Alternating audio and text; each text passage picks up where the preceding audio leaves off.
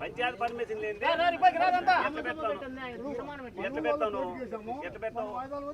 డబ్బులతో కొని గ్రామ సభ పెట్టినా అది సంవత్సరం మమ్మల్ని అంగలా పెట్టుకుంటున్నాడు ఆయన. పెట్టుకో, ఒక హాస్పిటల్ పెట్టుకో, కాలేజీ పెట్టుకో, ఏదైనా పెట్టుకో.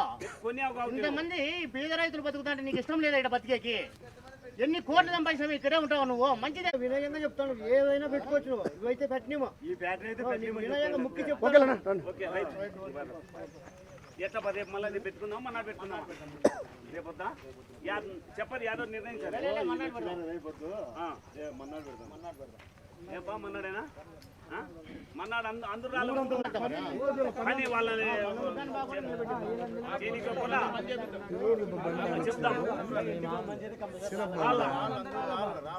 ఊరు రాళ్ళప్ప మన్నాడు బుధవారం కదా, ఏపిస్తామా? చెప్పరు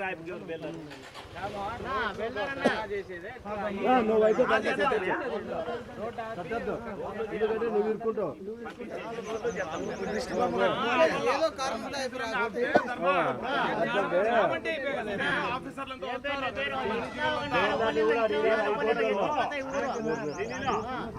చెప్పుకుంటాడు మాకు అంతవరకు మేము మన్నాడు పనిచేస్తాం. ఎందుకంటే బేళ్ళని కూడా నాది కాదు, నీకు సమస్య రావచ్చు. నువ్వు 5-6 కిలోమీటర్లోనే ఉండవు.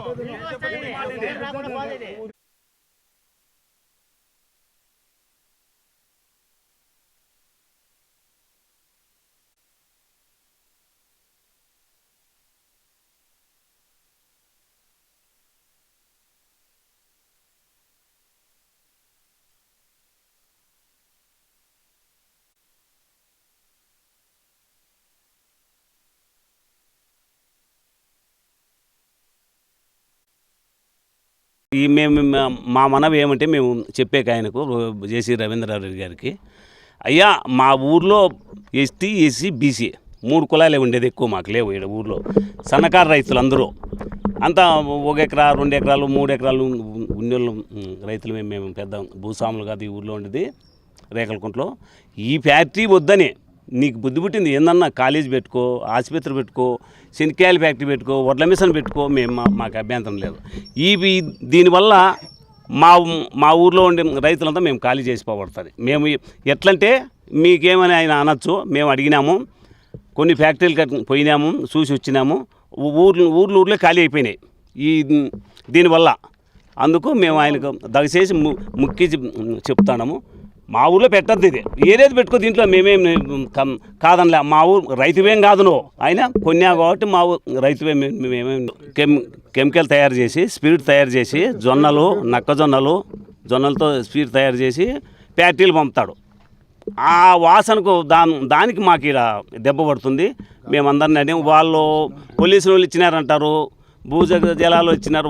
వాళ్ళు ఏంది, వాళ్ళేమి ఈ ఊళ్ళో సంసారం చేసేవాళ్ళు కాదు, ఏడో ఉండేవాళ్ళు ఆఫీసర్లు. వాళ్ళు పోతారు, చేస్తా అంటారు, అయిపోతుంది. వాళ్ళకు మాకు సంబంధం లేదు. ఆయన ఎట్టి పరిధిలో మా జీవితాలు, మా కుటుంబాలన్నీ పోయినామనే ఈ ఫ్యాక్టరీ పెడితే మటుకు అడ్డుకుంటాం. సచ్చిన చింతలే మేము. గ్రామ పంచాయతీలో బాడీ ఉన్నంత వరకు తీర్మానం లేనిదే ఒక హింస కూడా బయట పేయలేదు. యా చట్టంలో ఉందో చూపిమన్నా నేను సర్పంచ్గా. అంటే నేను ఫ్యాక్టరీ పెడతానని నేను ఆయన కలిసి ఏం మాట్లాడుకున్నామంటే, ఏం సార్ అని సార్ అంటా నేను ఆయన నా సమయం ఇట్లా ఫ్యాక్టరీ పెడతాము, ఏంది పెడతాండవు ఉన్నా, ఏంది పెడతామంటే ఇత్తనాలు ఆయిల్ తయారు చేస్తాను. చూడు సార్, నువ్వు ఆయిల్ తయారు చేసుకుంటావు, ఇంకోటి చేసుకుంటావు, నాకు సంబంధం లే. మా ఊరికి హాని కలిగేది అట్లంటే పెట్టద్దు నువ్వు. మాకు ప్రజలకు ఇబ్బంది లేకోకుండా అయితే ఏందన్నా పెట్టుకో నువ్వు అని నేను ఆయన ఒక అర్ధగంట సేపు డిస్కషన్ చేసుకున్నాం మొత్తం. ఈరోజు ముఖ్య సమావేశం కావడం ఇక్కడ. ఈయన ఇంతకుముందే గత 2013లో నేను సర్పంచ్గా ఎన్నికైనప్పటి నుంచి మాకు తెలియదు, ఇదంతా చుట్టూరా కాంపౌండ్ కట్టుకొని ఈ బిల్డింగ్లు కట్టుకొని ఏంటికో ఆయన స్వప్రయోజనాలకు ఏదో ఉపయోగిస్తున్నాడనే ఉద్దేశంతోనే మేము అన్నాడు అనుకున్నాం. ఉన్నట్లుండి ఒకరోజు మా ఫ్యాక్టరీలోనే ఇక్కడే ఒక సభ పెట్టినాము. అందరూ వస్తున్నారు, మీరు రాండి గ్రామ రైతులని ఆ రోజు తెలియజేసి నేను వెంటనే అప్పుడున్నటువంటి సెక్రటరీ గారికి ఫోన్ చేసి విషయం అడిగితే అక్కడ ఒక స్పిరిట్ ఫ్యాక్టరీ అనేది స్థాపిస్తున్నాడన్న, అది మీ గ్రామ ప్రజలంతా గ్రామ సమావేశం ఏర్పరచుకొని మీ గ్రామంలో మీరంతా ఓకే అంటేనే దానికి తీర్మానం ఇయ్యాలి మనం కానీ, నువ్వు ఒక సర్పంచ్ కానీ నన్ను ఆ రోజు అడగడం జరిగింది. అదే కారణంతోనే మేము ఇక్కడ రమ్మన్నాడు ఆయన జేసీ రవీందర్ రెడ్డి గారు. ఇదే ఇక్కడికి వచ్చినాము. డిప్యూటీ కలెక్టరు ఉన్నతాధికారులంతా ఇక్కడికి రావడం జరిగింది. అదే విషయంలోనే మేము కొంతమంది మా గ్రామంలో ఉన్నటువంటి ప్రజలంతా ఇక్కడికి వచ్చి ఆ రోజు ముఖ్యంగా మా గ్రామంలోనే 3 వివాహాలు ఉండే ఆ రోజు 2013-14లో ఆ రోజు ఇక్కడ సమావేశపరిచినప్పుడు. కాబట్టి మాకు ఇంకొక అవకాశం ఇల్లని డిప్యూటీ కలెక్టర్ గారిని ఒక విన్నవించుకొని మేము ఆ రోజు ఇక్కడ జరుగుతున్నటువంటి ఈ సభని వాయిదా వేయించుకున్నాము. మళ్ళా దీని గురించి మేమంతా నేను వెంటనే పోయి మళ్ళా గ్రామ ప్రజలందరినీ సమావేశం పరుచుకొని గ్రామసభ పెట్టుకొని గ్రామసభలో ఇట్లా ఈ స్పిరిట్ ఫ్యాక్టరీ గురించి ఇట్లా రవీందర్ రెడ్డి గారు ఇక్కడ ఫ్యాక్టరీ పెడుతున్నాడు, దాని గురించి లాభాలు ఏమి నష్టాలు ఏమి అనేది మనమంతా వివరించుకొని మనం తీర్మానం ఇస్తేనే ఆయన ఈ ఫ్యాక్టరీ రన్ అవుతుందనే ఉద్దేశంతోనే మా గ్రామ ప్రజలందరినీ అక్కడ పిలిపించుకొని కూర్చోవడం జరిగింది. మా గ్రామ ప్రజలు సూచనల మేరకే ఆ రోజు మనమంతా నంద్యాల దగ్గర కొంచెం టైం నంద్యాల దగ్గర వచ్చేసి ఇదే ఫ్యాక్టరీనే ఈ స్పిరిట్ తయారయ్యే ఫ్యాక్టరీ ఉంది, అక్కడికి వెళ్ళి మనము విచారించుకొని మనకు ఉపాధి జరుగుతుందంటే మనకు మంచిదే కదా, అది మనకు నష్టం లేకోకుంటే గిన మనము పెట్టిద్దాము, లేకుంటే మనకు నష్టం జరిగేటట్లయితే గిన ఎట్టి పరిస్థితుల్లోనూ మనం ఇవ్వకూడదని మా గ్రామ ప్రజలంతా నాకు చెప్పడం జరిగిందనమాట. అదే కొన్ని రోజులు టైం తీసుకొని కొంతమంది మా గ్రామ ప్రజలంతా నంద్యాల దగ్గర ఉన్నటువంటి ఇదే స్పిరిట్ ఫ్యాక్టరీకి అక్కడికి వెళ్ళడం జరిగింది. అక్కడ వెళ్ళి అక్కడ ఉన్నటువంటి ఏమి దీని వాతావరణము దీని గురించి అని క్షుణ్ణంగా తెలుసుకుంటే ఆయన ఇక్కడ కొన్ని ఊర్లు ఖాళీ అయిపోయినాయి. ఇప్పటికే ఎట్లా అంటే గిన కొన్ని వేల లీటర్లు వ్యర్థ పదార్థాలన్నీ భూగర్భ జలాల్లోకి పంపేయడం జరుగుతుంది. ఆ భూగర్భ జలాలు మట్టాడికి అసలు నీరంతా కాలుష్యమవుతుందని అది ఒకటి. ఇంకొకటి వచ్చేసి వాతావరణంగానే మాకు ఇక్కడ కొండ అడ్డం ఉంది, 6 నెలలు అట్లా పోయిన గాలి 6 నెలలు ఇట్లా పోతుంది.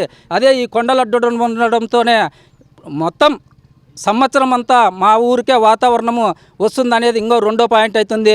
ఇక్కడ ఉన్నటువంటి చిన్న రైతులంతా 1 ఎకరా 2 ఎకరాలు ఒక ఆకూరతోనే మా ఊరు ప్రధానంగా ఆకుకూర పండించుకొనే ఇక్కడ బతుకుతున్నారు రైతులంతా.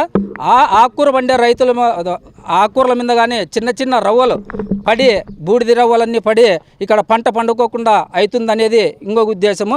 ఇట్లా దీని గురించి నష్టాలే ఎక్కువ ఉన్నాయని ఆ రోజంతా మా గ్రామ ప్రజలంతా వివరించి నువ్వు ఎట్టి పరిస్థితుల్లోనూ నీ తీర్మానం ఇవ్వకూడదని వాళ్ళు చెప్పడం జరిగింది. అదే రీతిలోనే 2-3 తూర్లు సమావేశపరిచినాం.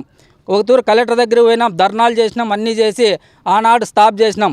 మళ్ళీ ఈరోజు ఎందుకో ఇంకా స్టాప్ అయిపోయిందిలే సార్ కానీ మా గ్రామ ప్రజల మీద దయదలిచి అటువంటి ఫ్యాక్టరీ తీసుకురాలేదలే మేము గ్రామం అంతా సంతోషంగా ఉండాం. కాబట్టి ఇప్పుడు మళ్ళీ తిరిగి ఇప్పుడు 6 నెలల కిందట మళ్ళీ ఇది స్టార్ట్ చేయడం జరిగిందనమాట. ఆయన అయితే హైకోర్టుకు పోయినాడు. అప్పుడు మేము కానీ పోయి కేసు వేసినాం. ఎందుకు వేసినాము, మాకు ఎటువంటి మా తీర్మానం కానీ లేదు, ఆయన ఎందుకు పోతున్నాడు దీని ఉద్దేశంతోనే మేము కానీ కోర్టుకు పోయినాం అనమాట.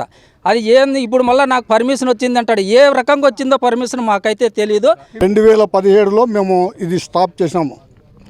గ్రామం 2014 గ్రామం అంతా కలిసి ధర్నా చేసి మొత్తం 1000 మందితో స్టాప్ చేయించినాం. మళ్ళీ ఆయన ఇప్పుడు ఈ సంవత్సరం 2004లో స్టార్ట్ చేసినాడంటే ఆయన హైకోర్టులో ఏదో పర్మిషన్ తెచ్చుకున్నాను.